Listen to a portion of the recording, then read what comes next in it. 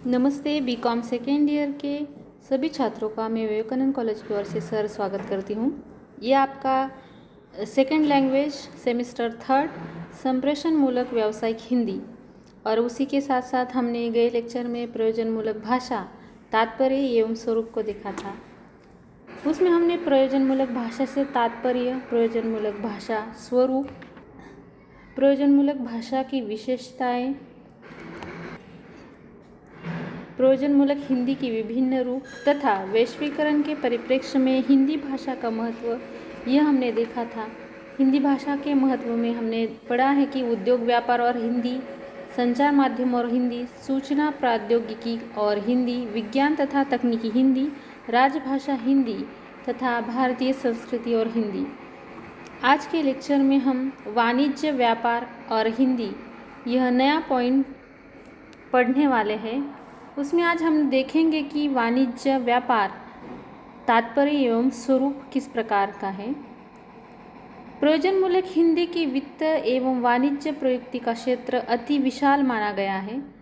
इस प्रयुक्ति को कई संज्ञाएं दी गई हैं, जैसे व्यावसायिक भाषा, व्यापारिक भाषा, वाणिज्य भाषा आदि। इसमें से व्यापारिक भाषा सीमितता का बोध देती है और व्यावसायिक भाषा वाणिज्य व्यापार के साथ डॉक्टर, इंजीनियर, वकील आदि व्यवसायियों को अपने अंतर्गत होने का भ्रम पैदा करती है। डॉक्टरी, इंजीनियरी और वकीली व्यवसाय में क्रमशः वैज्ञानिक, तकनीकी और विधि की भाषा प्रयुक्त होती है। यहाँ व्यवसाय से तात्पर्य व्यापार से ही है, विभिन्न पेशों से नहीं है। आरंभ में वाणिज्य से तात्पर्य व्यापार की गतिविधियों तक सीमित था, लेकिन औद्योगिक क्रांति और आज के वैश्वीकरण तथा मुक्त बाजार के परिप्रेक्ष्य में वाणिज्य की परिधि अत्यधिक विस्तृत हुई दिखाई देती है।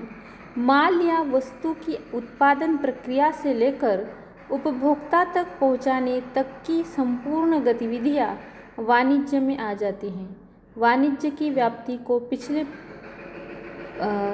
जैसे हमने आप इस स्लाइड में देख रहे हैं कि वाणिज्य में किस प्रकार की गतिविधियाँ आती है और वाणिज्य की व्याप्ति किस प्रकार से यहाँ पे रेखा चित्र के द्वारा आपको समझाने की कोशिश की गई है। जैसे हम देख सकते हैं कि व्यापार और साधन किस प्रकार के हैं। व्यापार यानी खरीदना, बेचना, फिर वो अंतर्देशीय हो सकता है या अंतर्राष्ट्रीय हो सकता है। अंतर्राष्ट्रीय में निर्यात, आयात और उसी के साथ साथ साधन में आ जाता है यातायात, बैंक, बीमा, सरकारी या अर्ध सरकारी तंत्र और विज्ञापन। व्यापार व्यवसाय सामाजिक व्यवहार में वणिक कार्य को अत्यधिक महत्वपूर्ण स्थान मिला है। प्राचीन समाज व्यवस्था में इसकी परिकल्पना एक वर्ण के रूप में की गई थी। जैसे वैश्य वर्ण का प्रमुख कार्य वणिक व्यवसाय और वित्त से संबंधित था।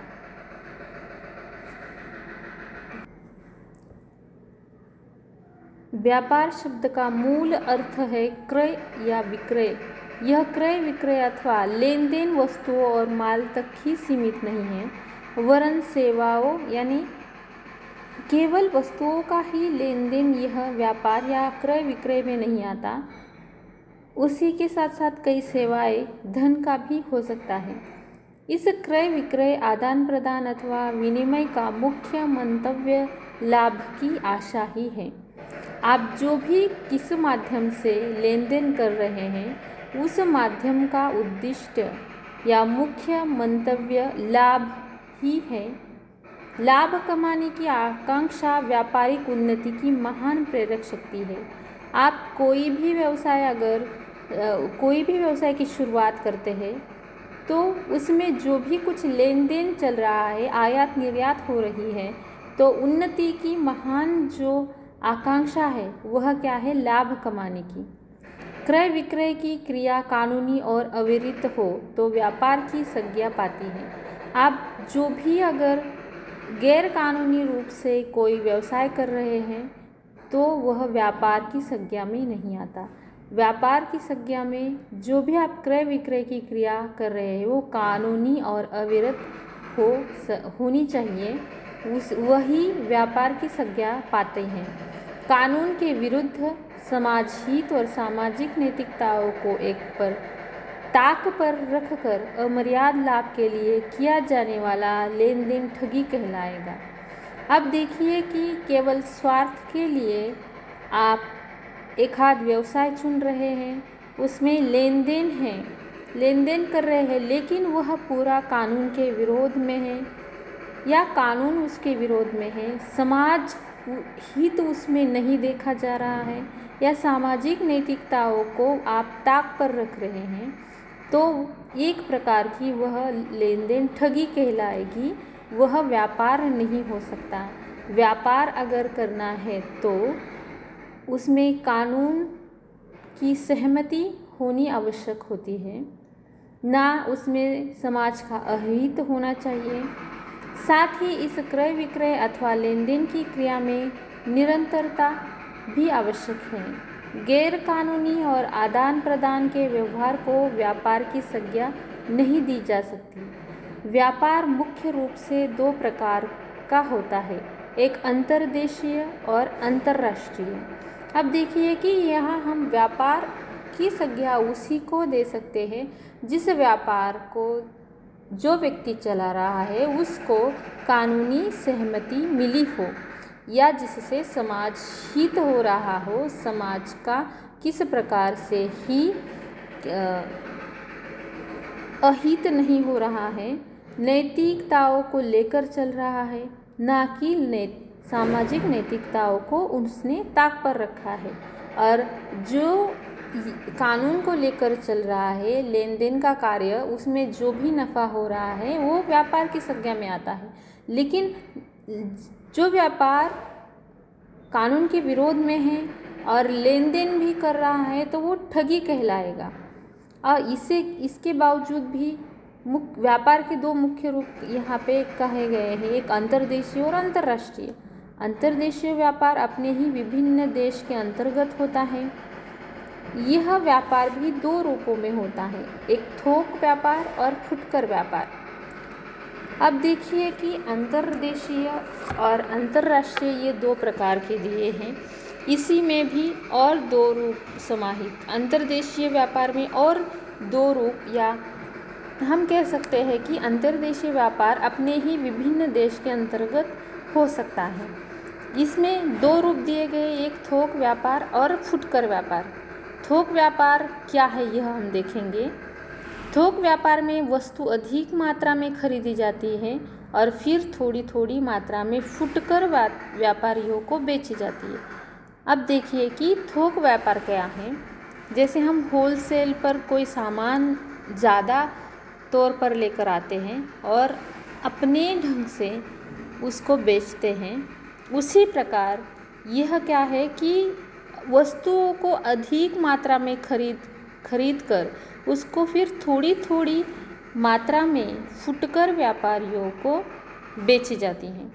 फुटकर व्यापार में वस्तु थोड़ी थोड़ी मात्रा में खरीद कर उपभोक्ताओं को और छोटी छोटी मात्रा में बेची जाती है। अब देखिए कि थोक व्यापारी जो हैं वो फुटकर व्यापारियों को अपना सामान बेचते हैं या वस्तुएं बेचते हैं, फिर फुटकर व्यापारी वह सामान थोड़ी थोड़ी मात्रा में लेकर उपभोक्ताओं तक पहुंचाते हैं और उनकी भी मात्रा छोटी छोटी ही होती है। अंतर्राष्ट्रीय व्यापार देश की सीमाओं से परे देशों के बीच होता है, जैसे नेशनल इंटरनेशनल हम कह सकते हैं। यहाँ पे अंतर्राष्ट्रीय व्यापार की क्या है, देश की सीमाओं के पार जो व्यापार होता है उसे अंतर्राष्ट्रीय व्यापार कहा जाता है। यह भी इसे भी दो रूपों में विभाजित किया जाता है, आयात व्यापार और निर्यात व्यापार। अब देखिए कि पहले हमने देखा है व्यापार व्यवसाय में दो, अंतर्देशीय और अंतर्राष्ट्रीय। अंतर्देशीय में भी दो रूप है, एक थोक व्यापार और फुटकर व्यापार। थोक व्यापार में क्या होता है, व्यापारी बड़े तौर पर सामान खरीदता है और छोटे छोटे फुटकर व्यापारियों को थोड़ा थोड़ा करके बेचता है। फुटकर व्यापारियों का क्या होता है कि वो छोटी छोटी या थोड़ी थोड़ी मात्रा में वस्तुएं खरीद कर और छोटी छोटी मात्रा उसकी करके उपभोक्ताओं तक पहुंचाती है।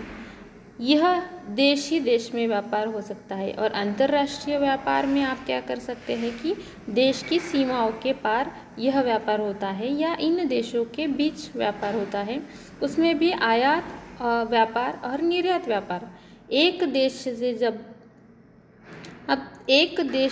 जब दूसरे देश से वस्तुएं खरीदता है तब आयात व्यापार होता है, और जब एक देश दूसरे देश को वस्तुएं बेचता है तब उसे निर्यात व्यापार की संज्ञा दी जाती है।